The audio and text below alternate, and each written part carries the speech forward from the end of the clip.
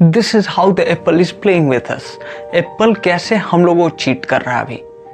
ये Steve jobs जिन्होंने Apple को बनाया था, एप्पल की शुरुआत की थी जिसने, उनका विजन था इनोवेशन का। उनका विजन था इनोवेशन करना, हर साल कुछ ना कुछ नया लाना। पर एप्पल अभी $3 ट्रिलियन की कंपनी बनने के बाद भी उसके अपोजिट में जा रही है। देखिए, हम सब एप्पल के प्रोडक्ट्स यूज करते हैं, लेकिन फिर भी एप्पल के प्रोडक्ट को यूज करने के बाद, एक नए प्रोडक्ट को ट्राई करने के बाद हमें ऐसा नहीं लगता कि हम कुछ नया यूज कर रहे हैं या एप्पल हमें कुछ नया प्रोवाइड कर रहा है, अलग सा प्रोवाइड कर रहा है। लगता है कि जो पुराना वर्जन में था वही है। एक्चुअली कोई भी चेंज करके एप्पल नहीं करता। एप्पल की 5 ज्यादा ट्रैप में फंसाने वाली चीजें बताता हूँ आपको।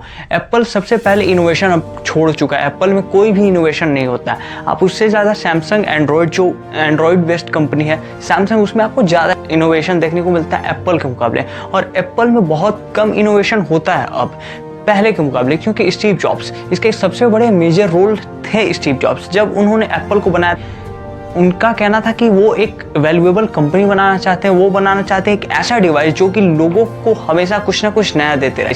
अगर वो डिवाइस बहुत ज़्यादा सेल भी हो रही है लेकिन उसमें अगर इनोवेशन नहीं है तो वो उस डिवाइस को बंद करना चाहेंगे। इससे अच्छा है, क्योंकि वो लोगों को कुछ ज़्यादा नहीं सिखा पा रही है। और स्टीव जॉब्स का यही माइंडसेट उस समय एप्पल को इतना ऊपर लेकर आया था।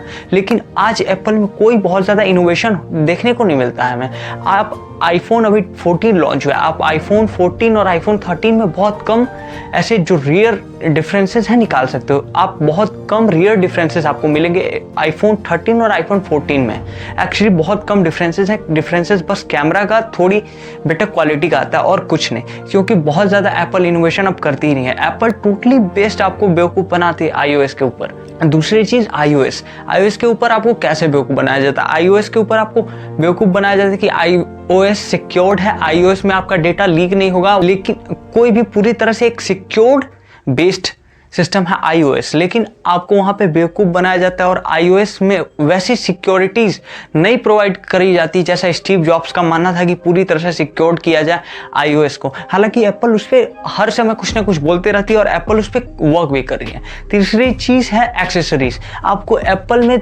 हर साल एक्सेसरीज कम करके दी जाती है। पहले आपको एप्पल में बहुत सारी चीज़ें मिलती थी और अब एप्पल में आपको बहुत कम चीज़ें मिलती हैं। तो ये सबसे बड़ी कमी एक एप्पल की अब आ रही है कि एप्पल ने एक्सेसरीज देना बंद कर दिया है। और चौथी चीज़ जो सबसे बड़ा ट्रैप है एक तरह से एप्पल के लिए, और बहुत सारे लोग इसमें फंस जाते हैं, वो ये है कि आईफोन का नया वर्जन लॉन्च होने के बाद आपको जो पुराने वर्जन है उसमें बहुत ज़्यादा, उसकी कीमत में बहुत ज़्यादा डिफरेंस मिल जाता है। वो बहुत कम का मिलने लगता है। बहुत लोगों जो एप्पल लेना चाहते हैं और वो उस प्राइस टैग को गिरते हुए देखते हुए पुराना मॉडल लेते हैं। जैसे अभी आप 14 लॉन्च हुआ, उसके बाद 13 के प्राइसेस बहुत ज़्यादा गिरे और इसमें उन लोगों ने आईफोन को खरीदा जो कि बहुत ज़्यादा आईफोन को खरीदना नहीं चाहते थे, लेकिन प्राइसिंग को कम देखकर उन्होंने आईफोन को खरीद लिया। तो एप्पल की सबसे बड़ी मार्केट स्ट्रेटेजी यही है कि जब भी कोई नया मॉडल लॉन्च हो तो जो उसका लास्ट मॉडल है उसकी प्राइस टैग को इतना कम कर दो कि लोगों को विश्वास हो जाए और लोग मजबूर हो जाए उसको खरीदने के ऊपर। और एप्पल ने ऐसे सबसे ज़्यादा बेवकूफ़ बनाया है। जैसे आप आईफोन 12 लॉन्च हुआ था, याद करो आईफोन 11 का प्राइस टैग बहुत ज़्यादा गिरा था उस समय, कोई भी ऑनलाइन प्लेटफॉर्म पे या एप्पल स्टोर पे। तो ये 4 चीज़ें हैं जिससे एप्पल बहुत ज़्यादा बेवकूफ़ बनाता है हम लोगों को।